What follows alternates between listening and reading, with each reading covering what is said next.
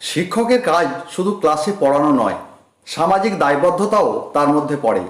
আর সেই দায়বদ্ধতা থেকেই করোনা লকডাউনের আবহে মানুষের পাশে সাহায্যের হাত বাড়িয়ে দিলেন এক শিক্ষক, নাম অঞ্জন মুখার্জি। নিজের গাঁটের পয়সা খরচ করে রামপুরহাট চাঁদমারি ক্যানেলের ধারে মাঠপাড়ার 50-60 জন বস্তিবাসী মহিলার হাতে তুলে দিলেন একটি করে শাড়ি। তার এই মহতী কাজের প্রশংসা করেছেন এলাকার মানুষজন। এ প্রসঙ্গে ওই শিক্ষক বলেন,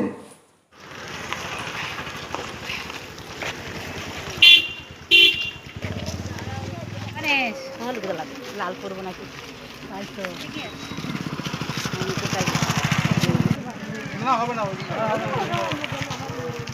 এখানে এই কিছু মানুষকে আর কি কাপড় দিলাম। পুজো আসন্ন, এবছর করোনা আবহে মানুষের অবস্থা খারাপ। এমনিতে আমার পেশা শিক্ষকতা, কিন্তু নেশা হচ্ছে মানুষকে ভালোবাসা বা মানুষের পাশে দাঁড়ানো। তো শিক্ষক হিসেবে শুধু তো ক্লাসে পড়ালেই হবে না, মানুষের পাশে দাঁড়াতে হবে। তো আমি আমার সাধ্যমতো আজকে এখানে 50 থেকে 55-60-এর মধ্যে কিছু মানুষের, কিছু মায়েদের, দিদিদের হাতে পুজো উপলক্ষে শাড়ি তুলে দিতে এসেছি এবং তুলে দিলাম। আমি চাই যে আগামী বছরও যদি আমি পারি বা পরের বছরও যদি পারি, ভগবানের আশীর্বাদ যদি থাকে, তো আমি এইসব মানুষদের পাশে দাঁড়াতে চাই।